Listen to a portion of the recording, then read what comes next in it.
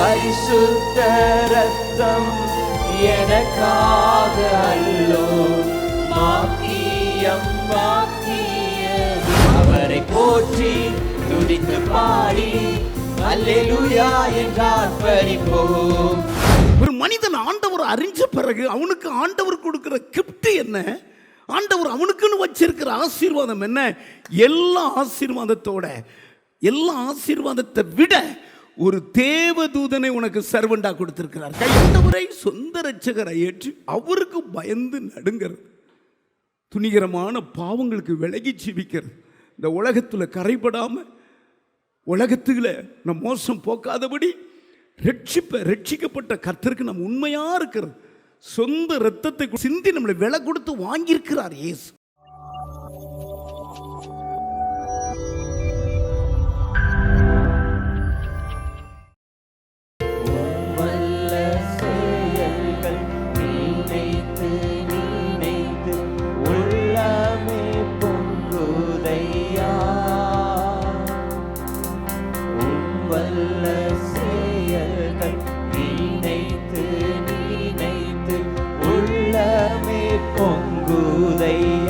நல்லவரே நல்லவரே நன்மை செய்தவரே நன்றி நன்றி ஐயா.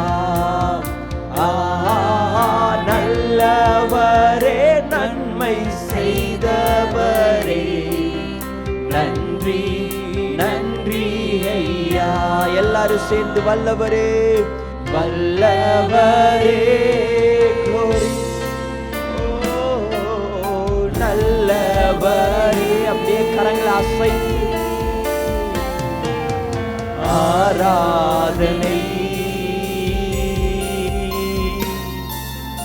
ஆராதனை வல்லவரே வல்லவரே நல்லவரே ஆராதனை ஆராதனை. பலியான செம்மறி பலியான செம்மறி பாவங்கள் எல்லாம் சுமந்து தீர்த்தவரே. பலியான செம்மறி பாவங்கள் எல்லாம் சுமந்து தீர்த்தவரே. பரிசுத்த ரத்தம் பரிசுத்த ரத்தம் எனக்காக அல்லோ பாக்கியம் பாக்கியமே. அப்படியே கரங்களை அசைத்து பரிசுத்த ரத்தம் எனக்காக அல்லோ பாக்கியம் பாக்கியமே. பரிசுத்தரே பரிசுத்தரே படைத்தவரே ஆராதனை ஆராதனை. அப்படியே கரங்களை அசைத்து பரிசுத்தரே படைத்தவரே. எல்லா வாயில திறந்து சொல்லுவோமா ஆராதனை ஆராதனை.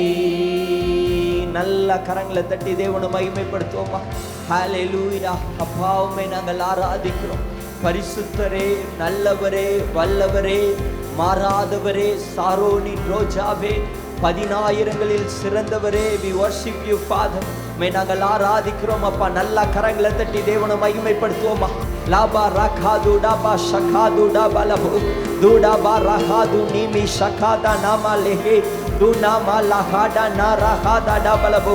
நல்ல வாய்களை திறந்து அந்நிய பாஷை பேசுறவங்க அந்நிய பாஷை பேசுங்க. மேகா மாரஹாது டாபா ஷதா லீதி டிபி கபா ரகாது டாபா லபு. ஆவியானவரே நிரப்புங்க நிரப்புங்கப்பா. உலர்ந்த எலும்புகள் உயிரடையட்டும், பலவீனங்கள் மறைவதாக. கட்டுக்கள் அறுக்கப்படுவதாக. எல்லாவித வியாதிகள் மறையட்டும் இயேசுவின் நாமத்தில். தேவ வல்லமை ஊற்றப்படட்டும். இயேசுவின் ரத்தம் ஜெயம், இயேசுவின் ரத்தம் ஜெயம், இயேசுவின் ரத்தம் ஜெயம். நல்ல வாய்களை திறந்து இயேசுவின் ரத்தம் ஜெயம், இயேசுவின் ரத்தம் ஜெயம், இயேசுவின் ரத்தம் ஜெயம். லேகா பாஷகாது டபா கபா ரகாது டபலபு துனமா லஹாது டபா கபலபு. ஒரு புதிய பலன், ஒரு புதிய ஆரோக்கியம், ஒரு புதிய ஜீவனை தேவன் தருகிறார். லேகா பா ரகாது டபலபு. கோணலான வழிகள் நேராகிறது, கரடு முரடான பாதைகள் சமமாகிறது. நான் உனக்கு முன்னே போய் கோணலானவைகளை நான் நேராக்குவேன். நான் உன்னோடு கூட இருந்து கரடு முரடானவைகளை சமமாக்குவேன். நான் உன் கூட இருப்பேன். நான் உன்னை விட்டு விலக மாட்டேன். நான் உன்னை கைவிட மாட்டேன். ஓ ராபா ஷகாதடபலபோ லேகமா ரஹாதுடபலபோ. கரங்களை உயர்த்தி ஆண்டவரை பார்த்து சொல்லுங்கப்பா, என் கையை பிடிச்சுக்கோங்கப்பா, என் கையை நீங்க பிடிச்சுக்கோங்கப்பா. ஓ உங்க கையை நான் பிடிச்சா விட்டுருவோம்ப்பா, உலகத்துக்கு பின்னாடி ஓடிடுவோம்ப்பா. நீங்க என் கையை பிடிச்சுக்கோங்கப்பா, என்ன நடத்துங்கப்பா, எனக்கு முன்னாடி போங்கப்பா, எனக்கு முன்னாடி நீங்க போங்கப்பா. எனக்கு திட்டத்தை தாங்கப்பா, செலக்ட் பண்ணக்கூடிய ஞானத்தை தாங்கப்பா, சூஸ் பண்ணக்கூடிய அதிகாரத்தை தாங்கப்பா. சரியான பாதையில நடத்துங்கப்பா. தவறான டெசிஷன் எடுக்க கூடாது. என்னோடு கூட நீங்க வாங்கப்பா. எல்லாம் கேளுங்க, நல்லா கரங்களை உயர்த்தி. ஆண்டவரே, ஒவ்வொரு ஸ்டெப்லையும் உம்முடைய சித்தம் மாத்திரம் நிறைவேறணும்ப்பா, உம்முடைய திட்டம் மாத்திரம் நிறைவேறணும். என்னுடைய பலன் அல்லப்பா, என்னுடைய திட்டங்கள் அல்லப்பா, நான் விரும்புற காரியம் இல்லப்பா, நீங்க விரும்புற காரியம் என் வாழ்க்கையில நடக்கட்டும்பா. ஐ சப்மிட் மை செல்ஃப் ஃபாதர். என்னை முழுமையா அர்ப்பணிக்கிறேன்ப்பா, உம்முடைய கரத்துல கொடுக்கிறேன்ப்பா. எல்லாத்த காட்டில எனக்கு நீங்க தான்ப்பா. உங்க டெசிஷன் என்னுடைய லைஃப்ல கரெக்டான தீர்மானமா இருக்கும். நீங்க எனக்கு காட்டுற வழி அது சரியான வழியா இருக்கும். நான் உங்க பிள்ளைப்பா, நீங்க என்ன நடத்துங்கப்பா. ரெண்டு கரங்களையும் உயர்த்தி ஆண்டவரோடு கூட பேசுங்க பார்க்கலாம். லா பகபா ஷதா மலபோ தூடபா ரஹாது நீமி கமா சேதே டேபே கபா ரஹாதா டபலபலபோ. டே கரங்களை அசைத்து ஆண்டவரை பார்த்து சொல்லுங்க. ஹalleluya ரபா கபா கபா ஷதா மலபலபோ. ஹalleluya. நீரே போதும், நீரே போதும், நீரே போதும் இயேசுவே. நீரே போதும். ஆண்டவரை பார்த்து நீரே போதும், நீரே போதும் இயேசுவே. கழுகை போல எம்மை எழும்பச் செய்தி, உயரங்களில் என்னை பறக்கச் செய்தி. கழுகை போல என்னை எழும்பச் செய்தி, உயரங்களில் என்னை பறக்கச் செய்தி. நீரே போதும், நீரே போதும், நீரே போதும் இயேசுவே. நீரே போதும். ஆண்டவரை பார்த்து நீங்க போதும்பா. நீரே போதும் இயேசுவே. சிங்கத்தின் பிள்ளையாய் என்னை மாற்றி நீர், சாத்தானை ஜெயித்திடும் பலனளித்தீர். சொல்லுமா, சிங்கத்தின் பிள்ளையாய் என்னை மாற்றி நீர், சாத்தானை ஜெயித்திடும் பலனளித்தீர். நீரே போதும், நீரே போதும், நீரே போதும் இயேசுவே. நீரே போதும். எல்லா கரங்களை உயர்த்தி ஆண்டவரை பார்த்து சொல்லுங்க, நீங்க போதும்பா, நீரே போதும், நீரே போதும், நீரே போதும், நீரே போதும் இயேசுவே. உயர்வோ தாழ்வோ, மரணமோ ஜீவனோ, நீரே எல்லாம் இயேசுவே. உயர்வோ தாழ்வோ, மரணமோ ஜீவனோ, நீரே எல்லாம் இயேசுவே. உயர்வோ உயர்வோ தாழ்வோ, மரணமோ ஜீவனோ, நீரே எல்லாம் இயேசுவே. எல்லாரும் சேர்ந்து உயர்வோ தாழ்வோ, மரணமோ ஜீவனோ, நீரே எல்லாம் இயேசுவே. சொல்லுமா, நீரே எல்லாம், நீரே எல்லாம், நீரே எல்லாம் இயேசுவே.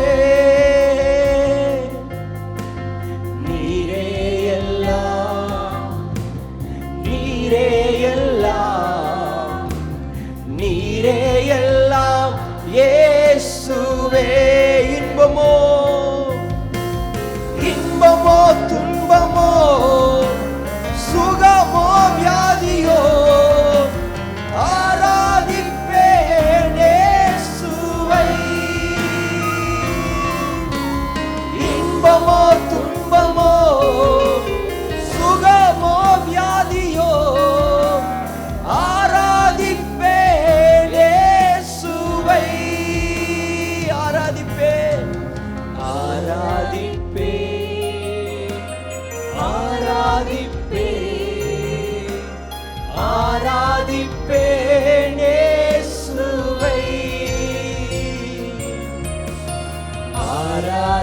ஆராதிப்பேன், ஆராதிப்பேன், ஆராதிப்பேன் இயேசுவை. நல்ல கரங்களை தட்டி தேவனை மகிமைப்படுத்துவோம்.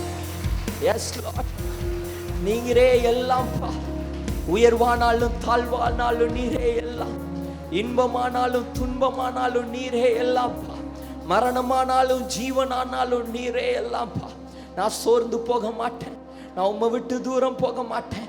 என்னுடைய உயர்விலும் தாழ்விலும், மேடிலையும் பள்ளத்திலையும், ஓ மலையிலையும் பள்ளத்தாக்கிலும் நான் உண்மையே துதிப்பேன் தகப்பனே. விசுவாசிக்கிறவங்க ஆமான்னு சொல்றவங்க நல்லா கரங்களை தட்டி எஸ் லார்ட். ஓ ரபா ஷகாது டபா கபலபலம் தூடபா ரகாது நிமி ஷகாதடபலபு. எல்லா வாய்களை திறந்து நல்ல அந்நிய பாஷை பேசுங்க. லேகமா ரகாது டபா கபா ஷதடபலபு. உங்களை பலவீனப்படுத்தி வைத்திருக்கிற எல்லா பலவீனங்கள் மறைகிறது, எல்லா பலவீனங்கள் மறைகிறது. வெள்ளம் போல சத்துரு வரும்போது ஆவியானவர் கொடியேற்றுகிறார். சத்துரு வரும்போது ஆவியானவர் கொடியேற்றுகிறார். ஓ எல்லா பக்கங்களும் வாசல்கள் அடைக்கப்பட்டு இருக்கும் போது கர்த்தர் உங்களுக்கான வாசலை அவர் திறக்கிறார். அவர் திறக்கிற வாசலை ஒருவனாலும் பூட்ட முடியாது. அவர் பூட்டுகிற வாசலை ஒருவராலும் திறக்க முடியாது. உங்களுக்காக சில வாசல்களை பூட்டுகிறார், சில கதவுகளை தேவன் திறக்கிறார். தேவன் சில வாசல்களை திறக்கிறார். ஓ இதோ உனக்கு முன்பதாக திறந்த வாசலை வைத்திருக்கிறேன். நான் வெண்கல கதவுகளை உடைத்து இருப்பு தாழ்பால்களை முறித்து உனக்காக இதோ திறந்த வாசலை வைத்திருக்கிறேன். விசுவாசிக்கிறவங்க நல்லா கரங்களை தட்டி ஐ ரிசீவ் இட். நான் பெற்றுக்கொள்ளுகிறேன், நான் பெற்றுக்கொள்ளுகிறேன். லாபா ராகாது டபா ஷதடபா ராகோ துடபா ராகாது டிபி கமாராதா டபா ஷதனா மலகாது டபலபலபு லேபே ராதா நாமா ஷகாது டபா ராகாது டபல. ஆமென். ரெண்டு கரங்களை உயர்த்தி சொல்லுங்க. நான் தெரிந்து கொள்ளப்பட்டவன், நான் மீட்கப்பட்டவன், நான் முத்தரிக்கப்பட்டவன், நான் ஆசீர்வதிக்கப்பட்டவன், நான் மன்னிக்கப்பட்டவன், நான் ஏற்றுக்கொள்ளப்பட்டவன், நான் அழைக்கப்பட்டவன். சத்தியம் என் கச்சை, நீதி என் மார்க்கவசம், விசுவாசம் என் கேடகம், வசனம் என் பட்டயம். எனக்கு விரோதமாய் மந்திரம் இல்லை, எனக்கு விரோதமாய் குறி சொல்லுதல் இல்லை. நான் இஸ்ரவேல், நான் கர்த்தரால் பிரித்தெடுக்கப்பட்டவன், இயேசுவின் ரத்தத்தினால கழுவப்பட்டவன். விசுவாசிக்கிறவங்க நல்லா கரங்களை தட்டி ஹல்லேலூயா, ஹல்லேலூயா, ஆமென். பக்கத்துல இருக்கவங்கள பார்த்து சொல்லுங்க, நீங்க பாக்கியவான்கள், நீங்க கொடுத்து வச்சவங்க, நீங்க கிருபை பெற்றவங்க. ஹல்லேலூயா, ஆமென். ஒண்ணுமே தகுதியே இல்லாத நமக்கு ஆண்டவர் கிருபையை கொடுத்திருக்கிறார். அந்த கிருபை மட்டும்தான் இன்னைக்கு உங்க முன்னாடி என்ன சிரிச்ச முகத்தோடு நிக்க வைத்திருக்கிறது. ஹல்லேலூயா. அவருடைய கிருபை எல்லா சூழ்நிலையை விட அவருடைய கிருபை மேலானது. உங்களை தாங்கக்கூடியது அவருடைய கிருபை, உங்களை நடத்தக்கூடியது அவருடைய கிருபை, முள்ளு மேல நடக்கக்கூடியது அவருடைய கிருபை, போராட்டங்கள் பிரச்சனைகளை தாண்டக்கூடியது அவருடைய கிருபை மட்டுமே. ஹல்லேலூயா. அவருடைய கிருபை என்னோடு கூட இருக்குன்னு சொல்றவங்க நல்லா கரங்களை தட்டுங்க. ஆமென். ஒரு பழைய பாடல், கீர்த்தன பாடல் நல்லா பாடி தேவனை நம்ம ஆராதிப்போம். தேவ கிருபை என்றும் உள்ளது, அவர் கிருபை என்றும் உள்ளது. நெருக்கப்பட்டும் நாம் மடிந்து போகல, கர்த்தர் தாம் நம்மை காத்ததாலே அவர் நல்லவர், அவர் வல்லவர். அழகா பாடி ஆண்டவரை ஆராதிக்கலாமா? 1 2 3 4.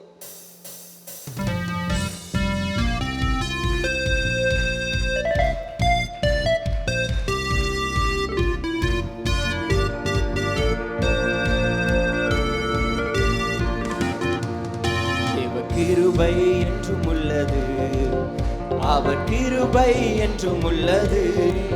அவரை போற்றி துதித்து பாடி அல்லேலூயா என்று ஆர்ப்பரிப்போம். அவரை போற்றி துதித்து பாடி அல்லேலூயா என்று ஆர்ப்பரிப்போம். தேவ கிருபை என்றும் உள்ளது, அவர் கிருபை என்றும் உள்ளது. அவரை போற்றி துதித்து பாடி அல்லேலூயா என்று ஆர்ப்பரிப்போம். அவரை போற்றி துதித்து பாடி அல்லேலூயா என்று ஆர்ப்பரிப்போம். நல்லா கைத்தட்டி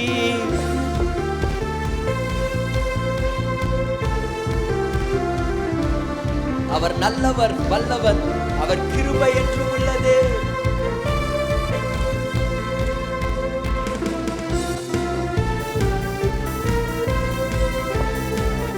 நல்லா சேர்ந்து. நெருக்கப்பட்டும் மடிந்திடாமல் கர்த்தர் தாம் நம்மை காத்ததாலே, நெருக்கப்பட்டும் மடிந்திடாமல் கர்த்தர் தாம் நம்மை காத்ததாலே, அவர் நல்லவர், அவர் வல்லவர், அவர் கிருபை என்றும் உள்ளது. அவர் நல்லவர், அவர் வல்லவர், அவர் கிருபை என்றும் உள்ளது. எல்லாம் சேர்ந்து தேவ கிருபை என்றும் உள்ளது, அவர் கிருபை என்றும் உள்ளது. அவரை போற்றி துதித்து பாடி அல்லேலூயா என்று ஆர்ப்பரிப்போம். அவரை போற்றி துதித்து பாடி அல்லேலூயா என்று ஆர்ப்பரிப்போம். சத்துரு சேனை பட்சிக்க வந்தும் முச்செடி தன்னில் தோன்றிய தேவன்.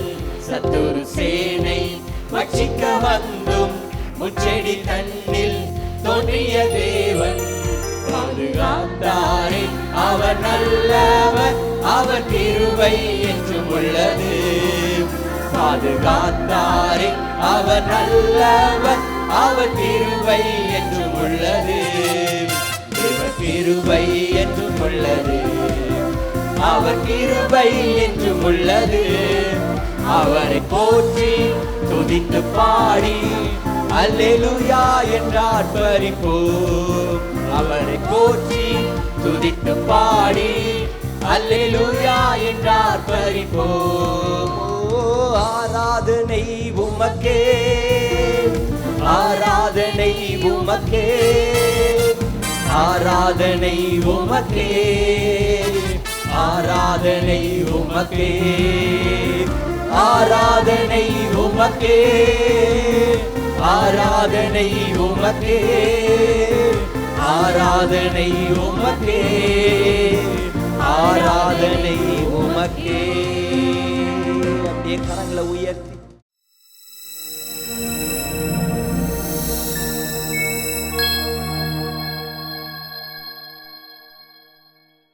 பின்னும் அவர் அவனை நோக்கி, வானம் திறந்திருக்கிறதையும் தேவதூதர்கள் மனுஷகுமாரனிடத்திலிருந்து, நல்லா கவனிங்க, தேவதூதர்கள் மனுஷகுமாரனிடத்திலிருந்து ஏறுகிறதையும் இறங்குகிறதையும் நீங்கள் இது முதல்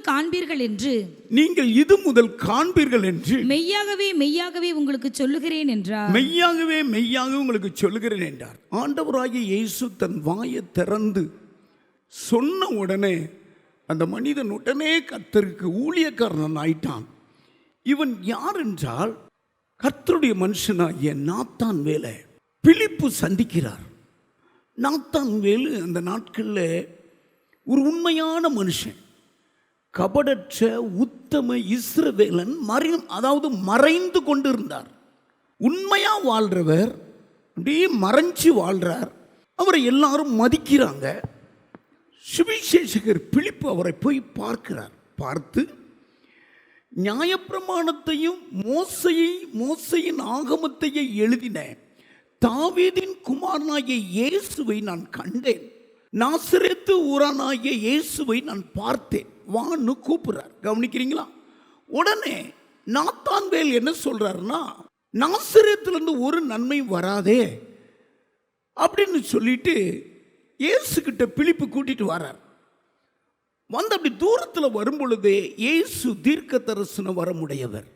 அவனுடைய உள்ளான அந்த ஆசீர்வாதத்தை வெளிப்பட சொல்றார். கபடற்ற உத்தம இஸ்ரவேலனே என்று அழைக்கிறார். இவன் அசந்து போனான். என்னை இப்படி அழைக்கிறீர்? ஆமா. உடனே அவர் சொல்றாரு, எப்படி நீங்க இப்படி அழைக்கிறீங்க?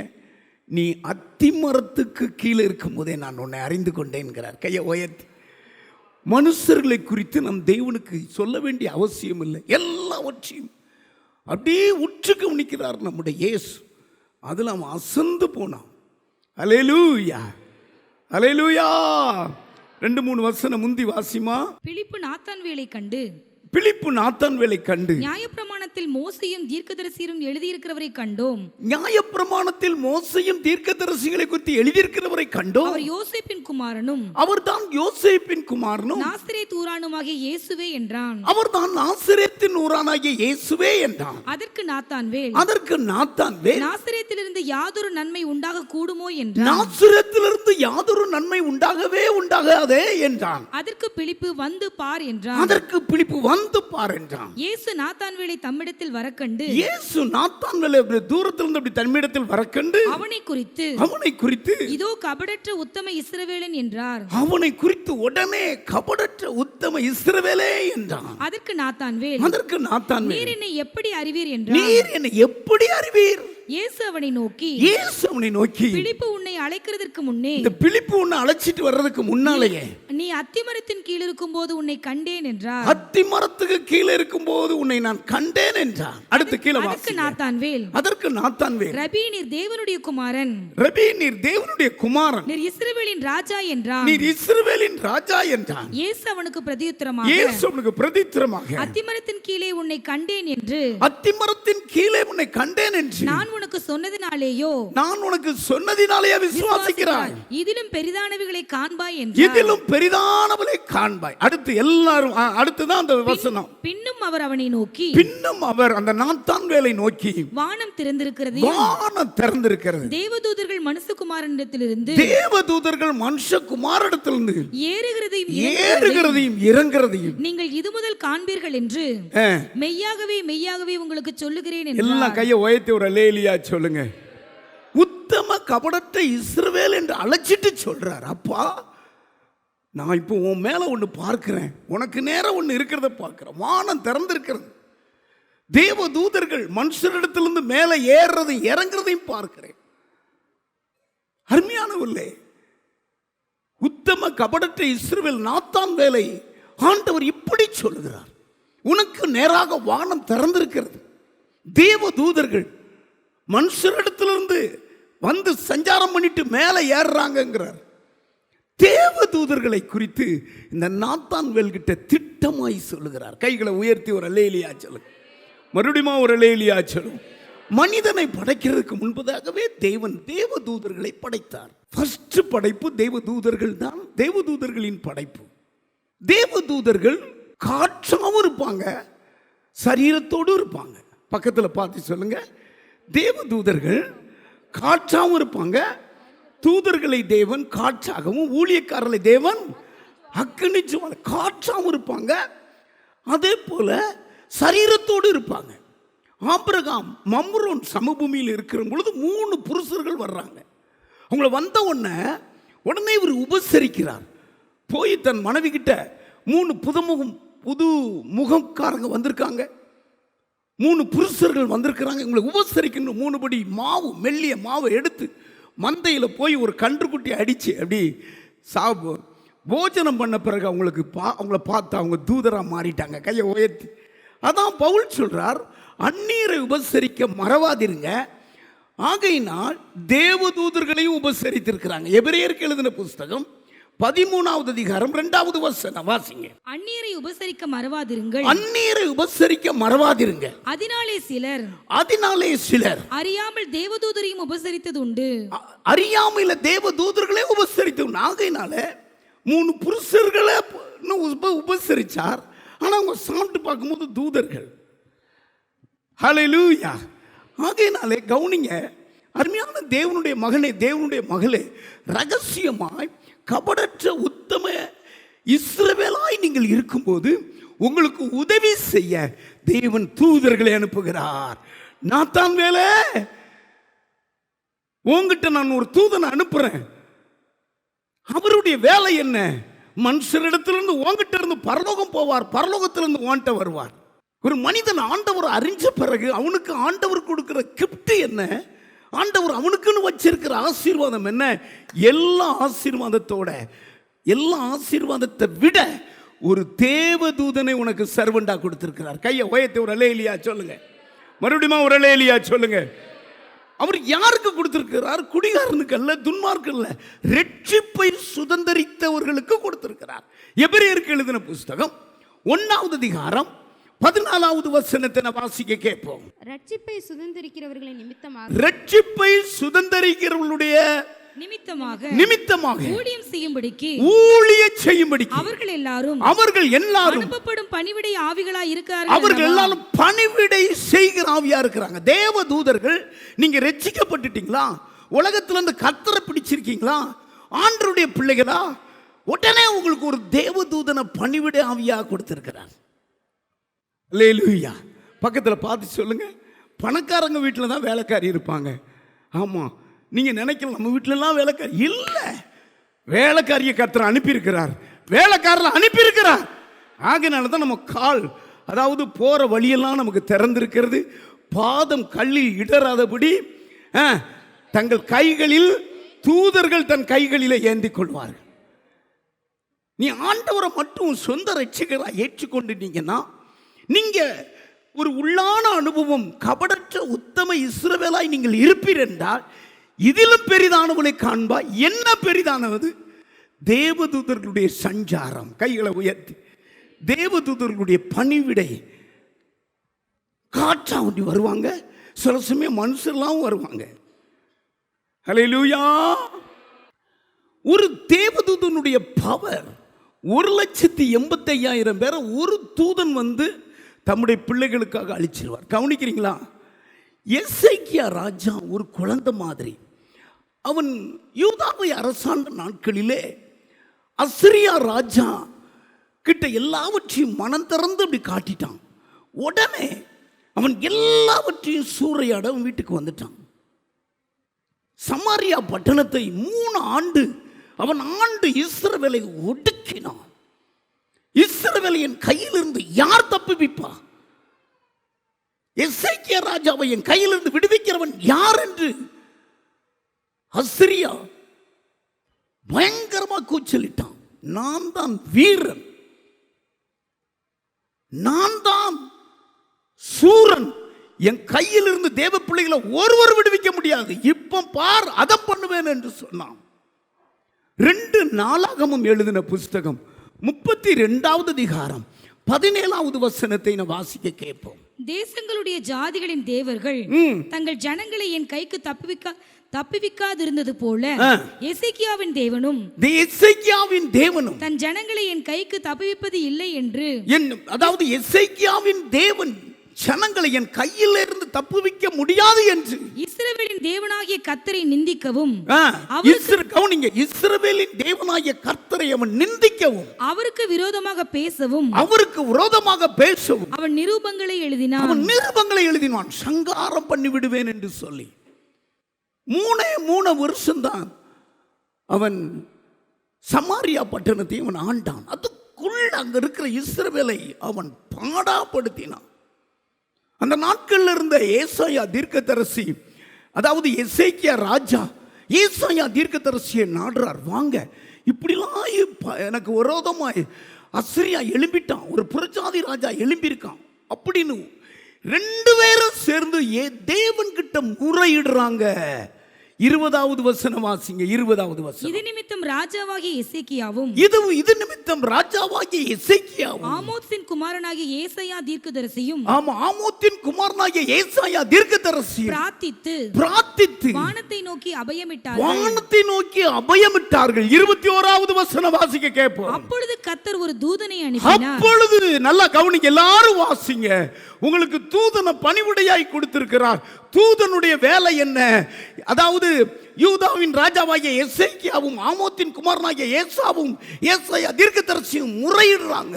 என் ஜனங்களுக்கு வர்ற கொடுமையை பாருங்க ஆண்டவரே, தப்பு வைக்கிறதுக்கு யாரும் வரமாட்டாங்களான்னு சொல்றானே, நீங்க வாங்க. ஆண்டவர் ஒரே ஒரு தூதனை அனுப்பினார். பக்கத்தில் பார்த்து சொல்லுங்க.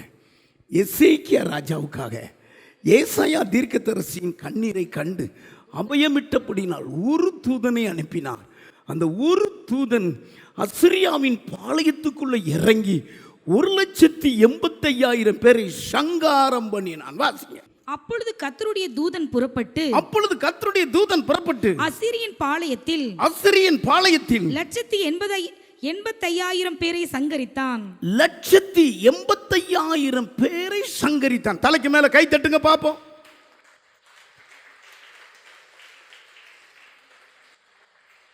ஹல்லேலூயா. ஏசாயா தீர்க்கதரிசி அதை சரியா எழுதி வைத்திருக்கிறார். எசேக்கியாவினுடைய கால் அந்த அசரியாவின் சனகரிப்பை பார்த்து நடுங்குச்சு. ஆனால் அதே நேரத்தில் ஆண்டவர் ஜெபத்தை கேட்டார். ஒரே ஒரு தூதனை அசரியாவின் பாளையத்துக்குள்ள இறக்கினார். இறக்கும் பொழுது ஒரே ஒரு தூதன் அந்த ராத்திரி வந்தான். அசரியாவின் பாளையத்தில் இருக்கிற தலைவர்களை வெட்டினான். பாருங்க, அண்டர்லைன் பண்ணி வைங்க. அப்படிப்பட்ட தேவனிடத்திலிருந்து வர்ற ஒரு தூதனுடைய பவர் 1,85,000 பேரை அன்று ராத்திரி அதம் பண்ணினான். கையை உயர்த்தி ஒரு அல்லேலூயா சொல்லுங்க. அப்படிப்பட்ட ஒரு பவருடைய ஒரு தூதன் உனக்கு பணிவிடை ஆவியா இருக்கிறார். ஆமா, நீங்க சொல்லிட்டே நடக்கும். எனக்கு ஒரு தூதனை பணிவிடை ஆவியாய் கர்த்தர் தந்திருக்கிறார். ரட்சிக்கப்பட்டுட்டா போதும். ரட்சிப்பை நீங்கள் சுதந்திரமாக்கி கொண்டா போதும். அறையும் குறையுமாய் ரட்சிக்கப்பட்டிருக்கிறவங்க இன்னைக்கு பூர்ணமாக ரட்சிக்கப்படுங்க. ஆண்டவராகிய இயேசுவை சொந்த ரட்சகராய் எடுங்க. உங்களுடைய வாழ்க்கையிலே ஆமாம் கபடற்ற வாழ்க்கை வாழுங்க, உத்தமமான வாழ்க்கை வாழுங்க. கர்த்தர் உங்களை பெயர் சொல்லி அழைக்கட்டும். அங்கிருந்து வரும்போது கபடற்ற உத்தம இஸ்ரவேலே என்று சொல்லட்டும். நாத்தான்வேல் அசந்து போனார். சீசர்களில் ஒருவர் நாத்தான்வேலுக்கு தான் பர்தலமே என்று பெயர், மறுபெயர். அவன் 12 சீசர்ல அவன் ஒரு சீசனாம்மா. அந்த நாத்தான்வேலை ஒரு சீசன் ஆக்கினார். ஹல்லேலூயா. எல்லாரும் ஒரு அல்லேலூயா சொல்லுங்க. ஹல்லேலூயா. கர்த்தருடைய பிள்ளையை கர்த்தரின் சொந்த ரட்சகரை ஏற்றுக்கொண்டா ஒரு தூதனை உனக்கு பணிவிடையாய் தாராரே. அந்த தூதனுடைய பவர் 1,85,000 பேரை அழிக்கக்கூடிய சக்தியோடு ஒருவர் இறங்குறாரே. ஆமீன் சொல்லுங்க. உங்க வீட்டுக்கு வாசல் இருக்கிற அந்த வாட்ச்மேன், அந்த கோர்க்கா தூங்கிடுவான். இந்த தூதன் தூங்கவே மாட்டார். ஹல்லேலூயா, ஹல்லேலூயா. தூதர்களுடைய பாதுகாப்பு 10 எழுதி வச்சிருக்கிறேன். சொல்லிட்டு ஒரு 3 மட்டும் சீக்கிரமா சொல்ல போறேன். ஃபர்ஸ்ட் தூதர்களுடைய பாதுகாப்பு.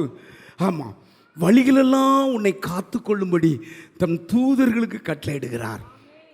இரண்டாவது, உன் பாதம் கல்லில் இடராதபடி தூதர்கள் தங்கள் கைகளிலே ஏந்தி கொள்வார்கள். அதாவது 91 சங்கீதம் 11-12 அது இருக்கட்டும், கவனிங்க. அதுக்கடுத்து உங்க பிள்ளைகளை, சிறுவர்களை தூதர்களை கொண்டு பாதுகாக்கிறார். நீங்க வேலைக்கு போயிடலாம், ஆனால் பிள்ளைகளை விட்டுட்டு வந்துட்டோமே, ஐயோ என் பிள்ளை அங்கே இருக்கிறாளே, சின்ன பிள்ளைகள் அங்கே இருக்குது, என்ன செய்ய? ஒரு தூதனை விட்டு பாதுகாக்கிறார். அந்த வசனம் வாசிக்கிறீங்களா? மத்தேயு எழுதின புஸ்தகம் 18வது அதிகாரம் 10வது வசனத்தை வாசிங்க.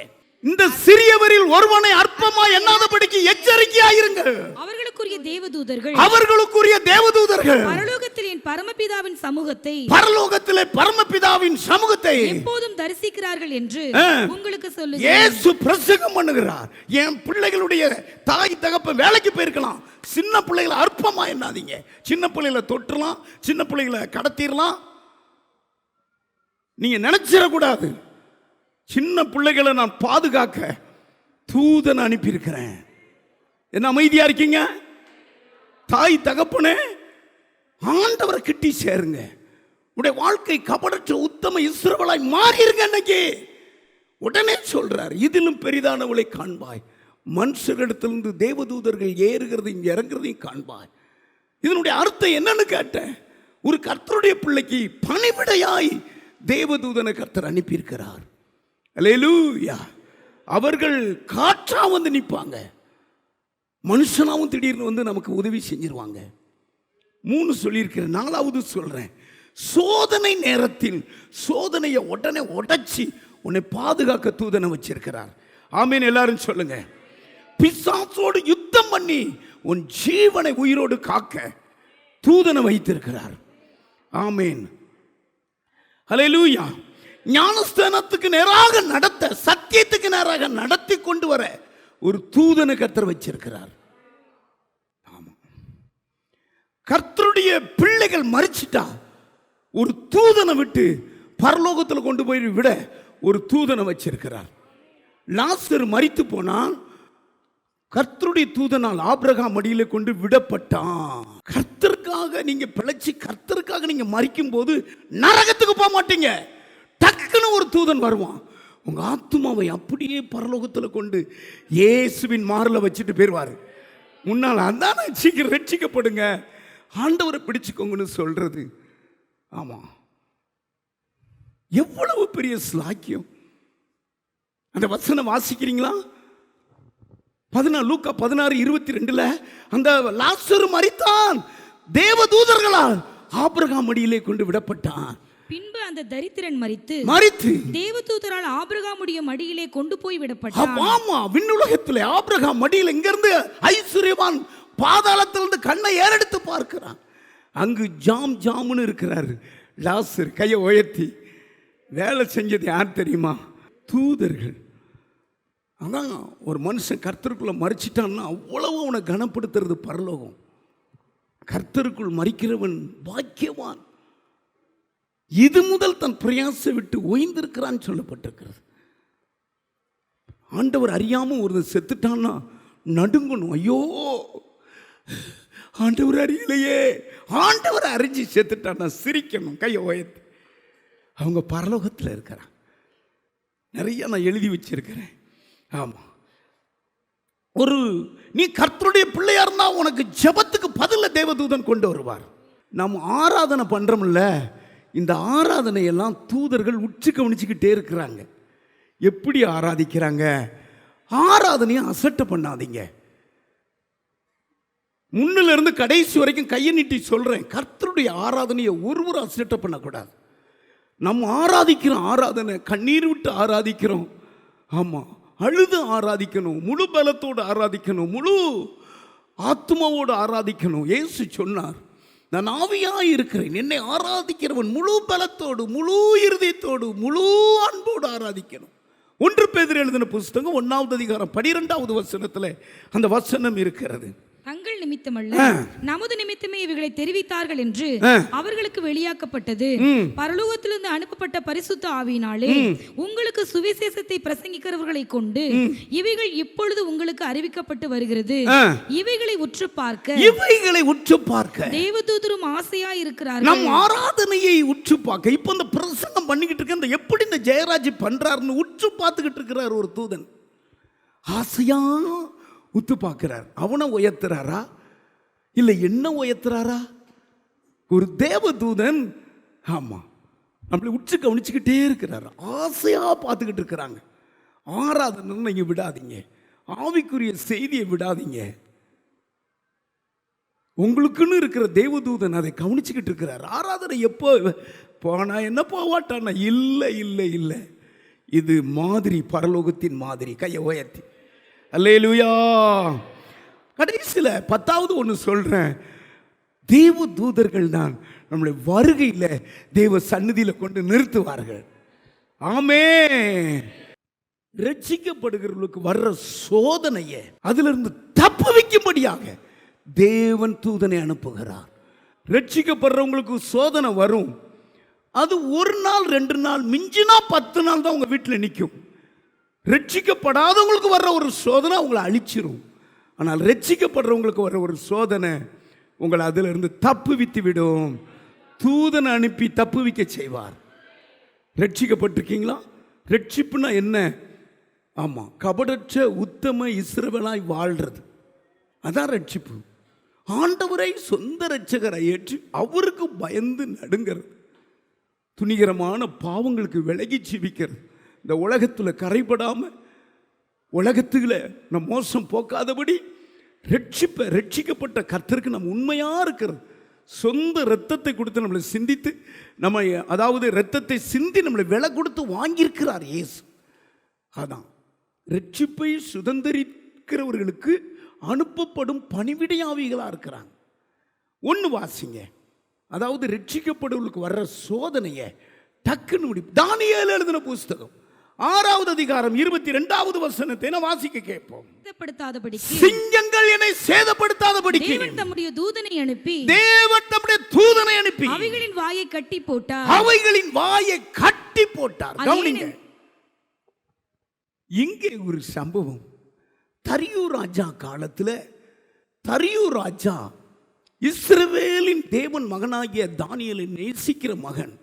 ஆனால் தானியேல் உத்தமமாய் அவன் ஜெபிக்கிறதை கண்டு அவன் மேல போராமப்பட்டு ஜெபம் பண்ணக்கூடாதுன்னு ராஜா கிட்ட போய் சொல்றாங்க. கவனிங்க, 30 நாள் அளவும் ஒருவனும் நம்முடைய பாபிலோன் தேசத்துக்குள்ள ஜெபம் பண்ணக்கூடாது, அதற்கு ஒரு கையெழுத்து போடணும். அப்படி மீறி அவன் ஜெபம் பண்ணிட்டா சொல்லுமா, அவனை சிங்கக்கவியில கொண்டு போடணும். கையெழுத்து போடுங்க. தானியேல்கிட்டையும் கையெழுத்து வாங்கிட்டாங்க. ஆனால் ஜெபம் உள்ள இருக்கிற தீபத்தை யாரும் அசைக்க முடியாது. அவர் வழக்கம் போல எருசலேமுக்கு நேராக பலகணிகளை திறந்து ஜெபம் பண்றார். இதை போய் குற்றம்னு சொல்லிட்டாங்க. உடனே என்ன பண்ணிட்டாருன்னா, சிங்கக்கவியிலே தானியேலை போட்டாங்க. போட்ட ராஜாவுக்கு தூக்கம் வரல, இருதயம் அடிச்சுக்கிட்டு இருக்குது. போஜனத்தெல்லாம் அப்புறப்படுத்துறாரு. ஐயோ ஐயோ, என் தாசனை நல்லா ஞானமான நான் கொண்டு சிங்கத்துக்குள்ள போட்டனே. அதிகாலையில் ராத்திரிலாம் தூக்கம் வரல, அவர் போஜனம் பண்ணல, இங்கிட்ட அங்கிட்ட நடந்துகிட்டு இருக்காரு. எப்போ விடியும்னு விடிய காலத்தில் போய் அப்படி எட்டி பார்க்குது. தானியேலே, நீ ஆராதிக்கிற தேவன் உன்னை தப்புவித்தாரா? ஆமா. சிங்கம் தம்முடைய தூதனை அனுப்பி, சொல்லுங்க அதான் முக்கியம், தூதனை அனுப்பி வாயை கட்டி போட்டார். தலைக்கு மேல கை தட்டுங்க. இதுதாங்க நடந்துகிட்டு இருக்குது. இது உங்களுக்கு தெரியல. சாத்தான் சிங்கம் போல கர்ச்சிக்கிற சிங்கம் போல எவனை விழுங்கலாம். நம்ம பிள்ளைகள் மேல கவனம் வைக்கிறான், புருஷன் மேல கவனம் வைக்கிறான். ரட்சிப்பு என்கிற இந்த ஆசீர்வாதத்தினால தான் சேதம் வராதபடி உன்னை பாதுகாக்கிறார், சோதனை வராதபடி பாதுகாக்கிறார். சிங்கம்னா பிசாசு. நம்ம ஏதோ தைரியத்தில் இப்படி வரல. அங்க நடக்கிற காரியங்கள் ஏன் நம்ம ஜெயிச்சு இருக்கிறோம்? ஒரு தூதன் அனுப்பி இருக்கிறார். பிரசங்கமே பண்ணக்கூடாதுன்னு பேதுருவை சிறையில் போட்டாங்க. அந்த காலத்தில் அப்போ ஏரோது போட்டான், யாக்கோபு பட்டயத்தில் வெட்டிட்டான். ஆனால் பேதுருவை சிறையில் மறுதளிச்சிருவான்னு போட்டான். என்ன நடந்தது தெரியுமா? ஆமாம், உள்காவல் அறையிலே 4 கதவுக்கு உள்ளே போட்டிருந்தான். ஒரே ஒரு தூதன், அப்போஸ்தலர் 12:7 அப்படியே ஒரு தூதன் வந்து அவனை தட்டி எழுப்பி சிறைச்சாலையிலிருந்து விடுவித்தார். கையை உயர்த்தி. அதே தூதன் தான் சோதனை அணுகாதபடி உங்களை காத்து கொண்டிருக்கிறார். கர்த்தருக்கு உண்மையா இருப்பீங்களா? வசனத்தை படிமா. அப்பொழுது கர்த்தருடைய தூதன் அங்கே வந்து நின்றான்.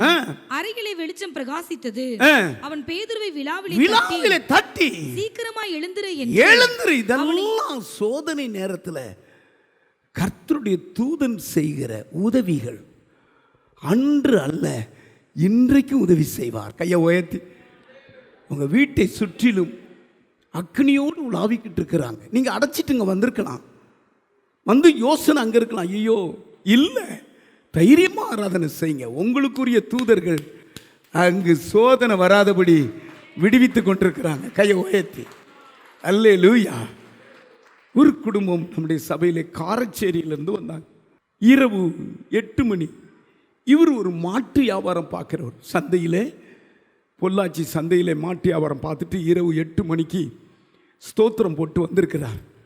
காரச்சேரியிலிருந்து இந்த எம்ஸ்டாண்டு அந்த மணல் ஏற்றிட்டு 4 யூனிட் மணல் ஏற்றிட்டு பெரிய ராலி அங்கேருந்து வருது. இந்த தேவ மனுஷன் மழை பெஞ்சிக்கிட்டு இருக்கிறது, செம்மண் பூமி. அப்படி திரும்பும்போது வண்டி டிவி ஸ்விஃப்ட் வண்டி இந்த பக்கம் விழுந்து இவர் வண்டிக்குள்ளே விழுந்துட்டார். என்னமோ நடக்க போதுன்னு சடீர்னு பிரேக் போட்டு திரும்பி பார்த்து ஐயோ உள்ள தலையில் கொடுத்து தலை ஏறிட்டு கொடுக்கும் அப்படின்னு நினச்சி கிளீனரும் அவரும் நினச்சிக்கிட்டு இருக்க, இவர் டக்குன்னு வெளியே வந்து தலையை அப்படி தட்டுறாரு. அங்கே போன ராலி வந்து ஊருக்குள்ளே வந்த ராலி திரும்ப போய் அவங்ககிட்ட பேசியிருக்கு. ஏன் பாவி, என் வண்டியில் உள்ள பார்த்தேன், உளத்தான் பார்த்தேன், காலை பிடிச்சி யாரோ இழுத்தாங்க, யாருன்னு அந்த நேரத்தில் பார்த்தா ஒருவரில் இருட்டாக இருந்தது. நான் ஸ்தோத்திரம் பண்ணிக்கிட்டே வந்தேன், தூதர்கள் இழுத்துருக்காங்க. கை தட்டுங்க பார்ப்போம். மண், அதாவது முடியெல்லாம் இருக்கு, அந்த தலைப்பாலாம் உள்ளே போயிட்டு முடியெல்லாம் சரி அவன் நசிக்காச்சு, அவ்வளோதான்ட்டு அவன் வேகமாக போயிருக்கிறான். வர பார்த்தா அவர் வண்டிக்கிட்ட நிற்கிறார். எந்திரிச்சு ஐயோ பழச்சிட்டான்னு பையன் நிப்பாட்டி அப்படி போய் அவர்கிட்ட பேச்சு கொடுத்தா சொல்லியிருக்கிறாரு. என்னமோ இனி தூதர்கள் இயேசுநாதர் காப்பாற்றினாரு. கையை உயர்த்தி. ஆமாம், இயேசு இப்படித்தான் தூதர்கள் அனுப்பி காப்பாற்றுவார். கர்த்தரை பிள்ளை விட மாட்டார். ஸ்தோத்திரம். இன்னும் சோதனை நினச்சிக்கிட்டு இருக்கீங்களா? ஆமாம், ஆண்டவரை நல்லா பிடிச்சிக்கோங்க. தூதர்கள் உங்களுக்கு வேலை செஞ்சுக்கிட்டே இருப்பாங்க. சோம்பேறியா அவரை விட மாட்டார். அவளை காற்றா தூதர்கள் வருவாங்க. ஆமீன் சொல்லுங்க. மனித வேடத்துலையும் வருவாங்க. ஆமாம். 2வது,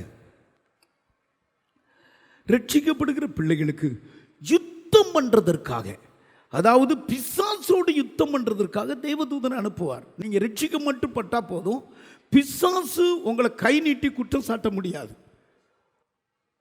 யூதா எழுதின புஸ்தகம் 9வது வசனம், வெளிப்படுத்தலுக்கு அடுத்து யூதான்னு ஒரு புஸ்தகம் இருக்குது. அதில் 9வது வசனத்தை நீங்கள் வாசித்தா மோசையை குறித்து பிசாசு குற்றம் சாட்டுகிறான். மோரிபாவின் தண்ணீரில் பேச சொன்னார் அல்லவா, அப்போ அவன் அடிச்சிட்டான். அடித்தாலும் தண்ணி வந்தது, அதை ஒரு குற்றமாக எடுத்து நீ பரலோகத்துக்கு போகக்கூடாதுன்னு தர்க்கம் பண்ணுறான். மோசையின் சரீரத்தை குறித்துன்னு எழுதியிருக்கு, வாசிங்க. பிரதான தூதனாகிய மிகாவேல் மோசையினுடைய சரீரத்தை குறித்து பிசாசுரனை தர்கித்து பேசினார். பிரதான தூதனாகிய மிகாவேல் மோசனுடைய சரீரத்தை குறித்து பிசாசுடனே தர்க்கித்து பேசின போது அவனை தேவதூஷணமாய் குற்றப்படுத்த துணியாமல் கர்த்தர் உன்னை கடிந்து கொள்வாராக என்று சொன்னான். ஆமென், ஹல்லேலூயா. மோசையின் சரீரத்தை குறித்து பிசாசு சொல்றான், இந்த சரீரம் மோட்சத்துக்கு போக விட மாட்டேன், பரலோகத்துக்கு போக விட மாட்டேன், இளைப்பாறுற ஸ்தலத்துக்குள்ள போக விட மாட்டேன்னு யுத்தம் பண்ணும்போது மிகாவேல் வந்துட்டார். கர்த்தர் உன்னை கடிந்து கொள்வாராக. என்ன நினைச்சுக்கிட்ட? பிசாசு உடனே விலகிட்டான். அல்லேலூயா. ஆமா, நமக்காக யுத்தம் பண்ண நான் அப்படி எழுதி வச்சிருக்கேன். தூதனை கர்த்தர் கொடுக்கிறார். பழைய ஏற்பாட்டிலையும் ஒரு காரியம் நடக்கு, நீங்க அதை வாசிங்க. சகரியா எழுதின புஸ்தகம் 3வது அதிகாரம் 1 வசனத்தில் பிரதான ஆசாரியனை காட்டினார். கவனிக்கிறீங்களா? அழுக்கு வஸ்திரம் தரிச்சிருந்தான். அப்போ அவனை குற்றப்படுத்துறதற்கு பிசாசு நின்றான். அப்பொழுது ஒரு தூதன் வந்து அவனை கடிந்து, வாசிமா. அவர் பிரதான ஆசாரியனாகிய யோசுவாவை எனக்கு காண்பித்தார். பிரதான ஆசாரியனாகிய யோசுவா எனக்கு காண்பித்தார். அவன் கர்த்தருடைய தூதனுக்கு முன்பாக நின்றான். அவன் கர்த்தருடைய தூதனுக்கு முன்பதாக நின்றான். சாத்தான் அவனுக்கு விரோதம் செய்ய அவன் வலது பக்கத்திலே நின்றான். பாருங்க, சாத்தான் விரோதம் செய்ய ஏன் நின்றான்னா, அழுக்கு வஸ்திரம் தரித்தினான். ஏதோ ஒரு பாவத்தை கண்டுட்டான், உடனே குறுக்கிடுறான். எவ்வளவு ஜாக்கிரதையா கர்த்தருடைய பிள்ளைகள் வாழணும், எவ்வளவு தெளிவாய் வாழணும். எதிராளியாக பிசாசு குறுக்கிடுகிறான். என்ன நடந்தது கேளுங்க. அப்பொழுது கர்த்தர் சாத்தானை நோக்கி, கர்த்தர் உன்னை கடிந்து கொள்வாராக, கர்த்தர் உன்னை கடிந்து கொள்வாராக. சாத்தானே, நீ எருசலேமை தெரிந்து கொண்ட கர்த்தர் உன்னை கடிந்து கொள்வாராக, கடிந்து கொள்வாராக. கையை உயர்த்தி ஒரு அல்லேலூயா சொல்லுங்க. அல்லேலூயா. ஆமா, கர்த்தருடைய பிள்ளையே, உனக்கு உதவி செய்ய, உனக்காக யுத்தம் பண்ண தேவன் தம்முடைய தூதனை அனுப்பியிருக்கிறார். மிகாவில் தூதன் அங்கு சண்டை போடுறார். உன்னை கடிந்து கொள்வாராக, நீ கொள்ளிவாய் சர்ப்பம் அல்லவா. அல்லேலூயா. அவனுடைய வேடத்தையும் சொல்ற, நீ கொள்ளிவாய் சர்ப்பம் அல்லவா. கர்த்தருடைய மகளே, உனக்காக அவர் யுத்தம் பண்ணுவார். அல்லேலூயா. ஒரு கணவன் மனைவி ஒரு மிஷினரியாக இருந்தாங்க. இவங்களை மானபங்கம் படுத்தும்படியாக ஒரு 4 வாலிபர்கள் இருட்டில் ஒளிஞ்சுக்கிட்டு இருந்தாங்க. திடீரென்று ஒருவர் வானத்துக்கும் பூமிக்கும் சடுதியாக வந்து நிற்கிறார். அதை பார்த்து அவர் கையிலே சுடரொளி பாட்டு எல்லாம் தலைவரி கோலமாய் ஓடினார்கள். அந்த வெளிச்சம் ரொம்ப தூரத்துக்கு அடித்தது. பயந்து நடுங்கினார்கள். அடுத்த நாள் அந்த ஊரில் இது ஒரு பெரிய பிரச்சனை ஆயிட்டு. என்னமோ இவங்க 2 பேருக்கு முன்னாலே ஒரு பெரிய டார்ச் லைட் வச்சுருக்காங்க, நம்ம கண்ணை மறைக்குதுங்க. ஐயோ, நாங்கள் ஊழியத்துக்கு போயிட்டு நாங்கள் வண்டியில் வந்தோம், ஒரு டார்ச் லைட்டு கிடையாதுங்க. அப்போ அவங்க 2 பேரும் சொன்னாங்க, எங்களை பாதுகாக்க தேவன் தம்முடைய தூதனை அனுப்பியிருக்கிறார். எங்களுக்காக யுத்தம் பண்ண தேவன் தம்முடைய தூதனை அனுப்பியிருக்கிறார். அல்லேலூயா. இன்றும் நமக்காக யுத்தம் பண்ண தேவன் தம்முடைய தூதனை அனுப்பியிருக்கிறார். அல்லேலூயா. ஆம், ஸ்தோத்திரம். ஆகையினாலே உத்தம கபடத்தை இஸ்ரவேல் அந்த நாத்தான் வேலை பார்த்து சொல்றார், இது முதல் வானம் திறந்திருக்கிறதையும் தேவதூதர்கள் மனுஷனிடத்திலிருந்து ஏறுகிறதை இறங்குறதையும் கண்கள் காணும். அப்போ தேவதூதர் நமக்கு உதவி செய்வாங்க, சோதனையிலிருந்து நம்மை தப்புவிப்பாங்க, நமக்காக யுத்தம் பண்ணுவாங்க. யுத்தம் கர்த்தருடையது. கையை உயர்த்தி அல்லேலூயா. ஆமாம், எத்தனை காரியங்கள் இந்த சபை ஜெயிச்சிருக்கு.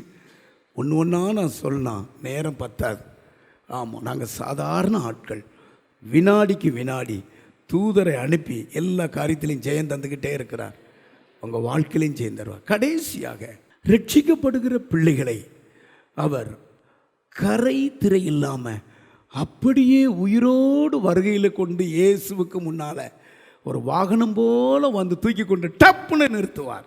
1 தெசலோனிக்கேயர் எழுதின புஸ்தகம் 4வது அதிகாரம் 16வது வசனத்தை வாசிக்க கேட்க. ஏனெனில் கர்த்தர் தாமே ஆரவாரத்தோடும் பிரதான தூதனுடைய சத்தத்தோடும் எக்கால சத்தத்தோடு வானத்திலிருந்து இறங்கி வருவார். அல்லேலூயா.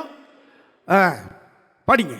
ஏனெனில் கர்த்தர் தாமே ஆரவாரத்தோடும் பிரதான தூதனுடைய சத்தத்தோடும். கவனிங்க, பிரதான தூதனுடைய சத்தம் கவனிக்கிறீங்களா? அது ஒரு தூதனுடைய சத்தத்தோடு. அந்த தூதன் சத்தம் போடுவானாமா, சத்தம் போடுவான். அந்த சத்தம் ஒரு பலத்த சத்தம். கர்த்தருடைய பிள்ளைகள் உயிரோடு இருக்கிற நாமும் டக்குன்னு அந்த சத்தத்தில் அப்படியே விழிப்படைஞ்சோம், அப்படியே கொண்டு இயேசுவின் முன்னால் நிறுத்துவாராம். இந்த சத்தத்தை கேட்டவுடனே ஏற்கனவே ஃபர்ஸ்ட்டு கிறிஸ்துவுக்குள்ள மரிச்சிருக்காங்கல்ல, அவங்களுக்கு தான் முதல் ஸ்லாக்கியம். படிமா. பிரதான தூதனுடைய சத்தத்தோடும் தேவ எக்காலத்தோடும் வானத்திலிருந்து இறங்கி வருவார். வானத்திலிருந்து இறங்கி வருவார். அப்பொழுது கிறிஸ்துவுக்குள் மரித்தவர்கள், அப்பொழுது கிறிஸ்துவுக்குள்ளே மரித்தவர்கள் முதலாவது எழுந்திருப்பார்கள். முதலாவது தான் எழுந்திருப்பார்கள். பின்பு உயிரோடு இருக்கும் நாமும். ஆமா, உயிரோடு இருக்க நாமும். கவனிங்க, நம்ம உயிரோடு இருக்கோம்ல, நாமும் கர்த்தருக்கு எதிர்கொண்டு போக, கர்த்தருக்கு எதிர்கொண்டு போக மேகங்கள் மேல் அவரோடே கூட ஆகாயத்தில் எடுத்துக்கொள்ளப்பட்டு இவ்விதமாய் எப்பொழுதும் இந்த எடுத்து நம்மளை தூக்கி கொண்டு போறதான் தேவதூதர், பிரதான தூதன். கையை உயர்த்தி ஆமீன் சொல்லுங்க. சத்தம் கொடுக்கும்போது டப்புன்னு நம்ம விழிச்சிருவோம். ஆஹா ஆஹா, பிரதான தூதனுடைய சத்தம். இயேசு பூமியில் இருக்கும்போது சத்தம் போட்டார். லாசரு மரித்த உடனே வீட்டில் போய் அழுதார். மரணத்தை பார்த்து நம்ம கண்ணீர் விடிக்கணும், உண்மைதான். அதே நேரத்தில் கல்லறையின் பக்கமாக போய் உரத்த சத்தமிட்டார், லாசருவே எழும்ப. படக்குன்னு எழும்பினா பாருங்க. இந்த சத்தத்தை விட இயேசுவினுடைய வருகை சத்தம் பூமியே அதிரும். கையை உயர்த்தி, அது பிரதான தூதனுடைய சத்தம். அது பயங்கரமான ஒரு சத்தம். கர்த்தருடைய பிள்ளைகள் ஒரு சனப்பொழுது மறுரூபமாயிருவாங்க. நம்மளை இழந்த நம்மளுடைய தாய் தகப்பன் கிறிஸ்துக்குள்ள மரிச்சிருக்காங்கன்னா அவங்கள அப்படியே மகிமையில் சந்திப்போம். அல்லேலூயா, ஆமீன் சொல்லுங்க. அதுதான் நமக்கு ஒரு பெரிய ஆச்சரியம். ஆமாம், அந்த மண்ணில் இருக்கிற அவங்க அப்படியே அழியாத சரீரத்தோடு கர்த்தரை சந்திப்பாங்களாம். சாவுக்கு ஏதுவான சரீரம், ஆமாம், சாவாமையும் அழிவுள்ள சரீரம் அழியாமையும் அப்படி புத்துணர்ச்சியோடு அந்த முகசாயலோடு அப்படி மறுரூபம் அடைஞ்சு இயேசுவை சந்திப்பாங்களாம். ஃபஸ்ட்டு அவங்களுக்கு அந்த சாக்கியம். ரெண்டாவது, உயிரோடு இருக்கும் நாமும் தேவதூதர்கள் நம்மளை டக்குன்னு மாசு இல்லாமல் அந்த வருகையில் அப்படியே கொண்டு நிறுத்துவாங்களாம்.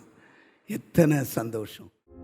ஒவ்வொரு ஞாயிற்றுக்கிழமையும் ஏராளமான ஜனங்கள் நமது ஆலயத்திற்கு வந்து விடுதலை, சுகம், ஆசிர்வாதம் மற்றும் சமாதானம் பெற்று செல்கின்றனர்.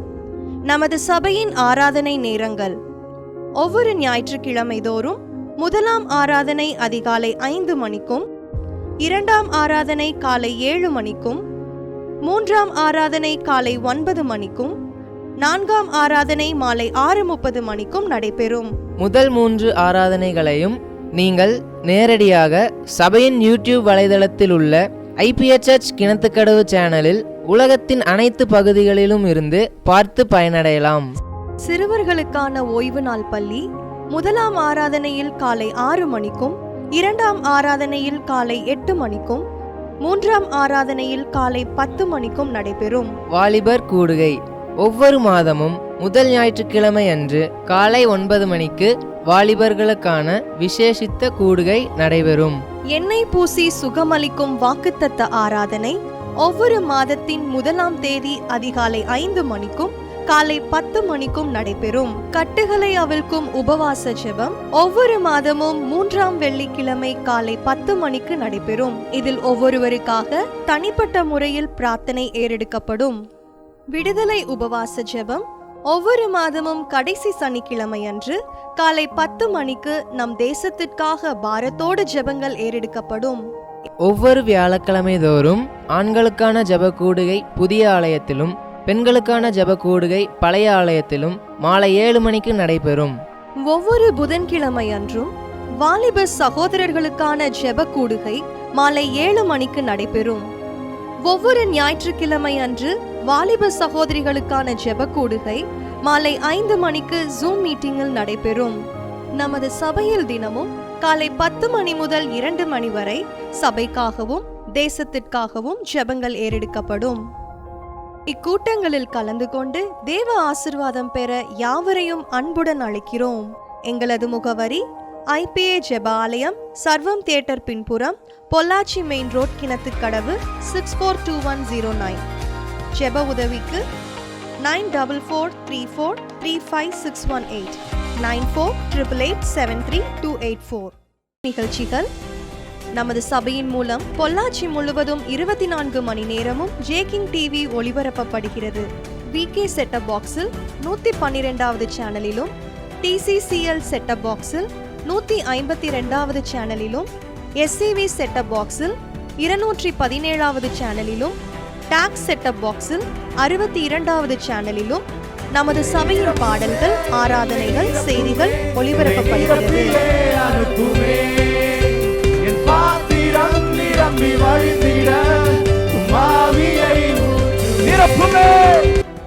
தமிழ்நாடு முழுவதும் பைபிள் டிவியில் தினமும் மாலை 6:30 மணிக்கும், பெனியல் டிவியில் தினமும் காலை 7:30 மணிக்கும் நமது சபையின் நிகழ்ச்சிகள் ஒளிபரப்பப்படுகிறது. இந்த டிவி ஊழியங்களின் மூலம் ஆயிரக்கணக்கான ஜனங்கள் ஆசிர்வதிக்கப்பட ஜெபித்துக் கொள்ளுங்கள்.